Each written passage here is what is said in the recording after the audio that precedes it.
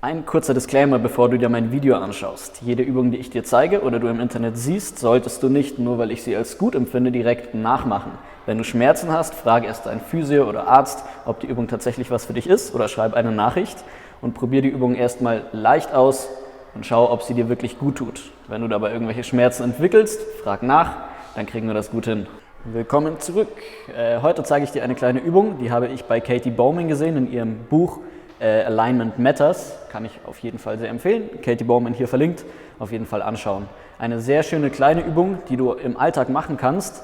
Gerade wenn du so ein bisschen Probleme in deiner Schulter hast, in der Schultervorderseite, eine kleine schöne Sache, um die Muskulatur hier im Rücken zu aktivieren wieder, um deine Schulterblätter nach hinten zu bekommen. Gleichzeitig ist es eine Übung, um deine aktive Beweglichkeit nach hinten raus zu verbessern. Ja, wir arbeiten ganz viel hier vorne und hier oben und da unten.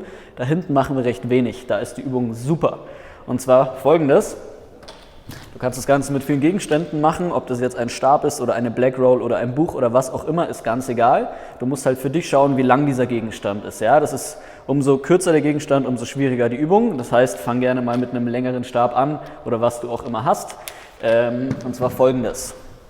Hinter dem Körper wird der Gegenstand eingeklemmt. Wir wollen ihn nicht festhalten, wir wollen ihn wirklich zwischen den Handflächen einklemmen. Die Schultern ziehen wir dabei nach hinten. Wenn du einen Spiegel hast, dann schau in den Spiegel, ob deine Schultern wirklich hier vorne hängen oder da hinten sind. Dort wollen wir sie haben. Du stehst ganz gerade da, das heißt, achtest drauf, da nicht im Hohlkreuz zu stehen oder dich in irgendeine Richtung zu biegen, aufrechter Stand. Und jetzt versuchst du den Gegenstand hinter dem Körper wirklich schön einzuklemmen und dabei deinen Arm nach hinten oben zu heben. Das Ziel ist jetzt nicht, möglichst weit nach oben zu kommen, sondern einfach nur so weit, dass du einen richtig schönen Grip hast und den Gegenstand richtig schön einklemmen kannst. Deine Schulterblätter ziehst du richtig nach hinten und fixierst sie unten. Von vorne sieht das Ganze dann so aus, wir wollen nicht hierhin, hinterziehen, runterdrücken und richtig einklemmen. Von der Seite so, von hinten so.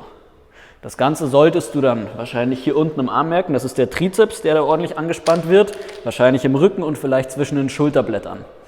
Wenn das da hier eben irgendwann zu lang ist, der Gegenstand, dann kannst du einen anderen nehmen. Die Black Roll eignet sich da super, weil die einfach eine super Länge hat. Hinten einklemmen, Arme gestreckt lassen und hinten richtig zusammenzwicken.